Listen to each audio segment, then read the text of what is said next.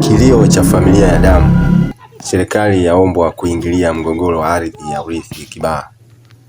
Serikali kupitia mamlaka zinazoshughulikia masuala ya ardhi na utatuzi wa migogoro inaombwa kuingilia kati mgogoro wa ardhi ya urithi unaodaiwa kusababisha mpasuko mkubwa ndani ya familia ya ndugu wa damu katika eneo la Kongowe Kibaha, wilaya ya Pwani. Ndugu wa familia hiyo wanasema mgogoro huu umefikia hatua ya kuhatarisha undugu wao na kugeuza urithi wa familia kuwa chanzo cha migogoro, maumivu na sitofahamu. Taarifa zinaeleza kuwa Richard Pole Kadilo, ambaye ni kaka mkubwa wa familia, anadaiwa kutekeleza hukumu ya Baraza la Ardhi na Nyumba la wilaya ya Kibaha kwa namna ambayo mdogo wake Jimmy Katemi Kadilo anaamini imezidi mipaka ya kile kinachoamriwa na chombo hicho. Wakati utekelezaji huo, hali ya taharuki ilidaiwa kutokea baada ya uzio wa nyumba pamoja na frame ya duka la Jimmy kuvunjwa, jambo linazua huzuni kwa baadhi ya wananchi walioshuhudia tukio hilo.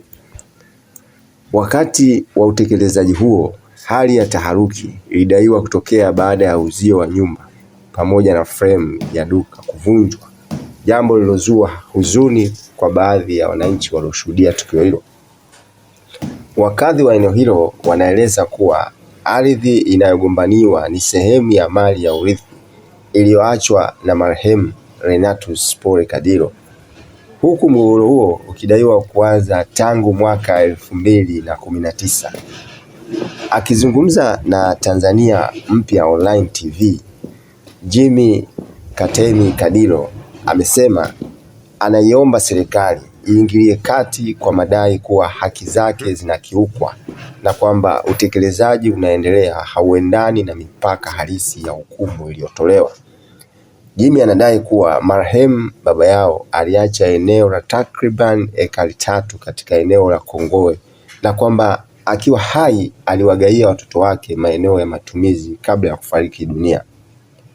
Baada ya kifo cha baba yao, familia ilifungua shauri la mirathi katika mahakama ya mwanzo Mkuza Kibaha na kumteua Richard Pole kuwa msimamizi wa mirathi ya marehemu Renatus Kadilo, ambapo mpaka sasa mirathi hiyo haijafungwa.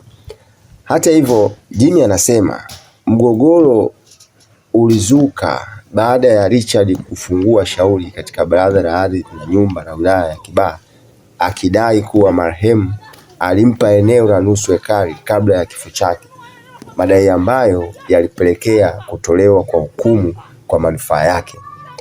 Jimmy anasema familia ilishangazwa na madai hayo na kwamba bado familia ina maswali kuhusu msingi wa umiliki wa eneo hilo, ingawa anasisitiza kuwa hapingani na hukumu iliyotolewa na chombo husika.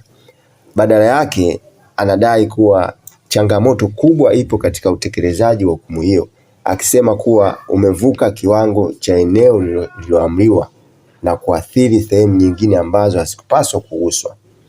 Aidha, anadai kuwa licha ya kuwasilisha malalamiko yake kwenye mamlaka husika kwa zaidi ya wiki 2, bado hapati usikilizwaji wa haraka, huku akihofia kuwa utekelezaji unaendelea. Kutokana na hali hiyo, Jimmy anaiomba serikali pamoja na mamlaka za ardhi kufanya upimaji wa kitaalamu wa eneo husika ili kubaini mipaka sahihi na kuhakikisha kila upande unapata haki yake kwa mujibu wa hukumu iliyotolewa.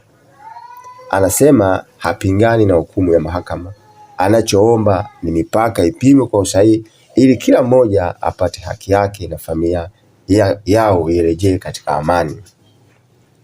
Kwa habari za uhakika na zilizofanyiwa utafiti wa kina, usisahau kusubscribe, kushare, kulike, comment na kubonyeza kengele.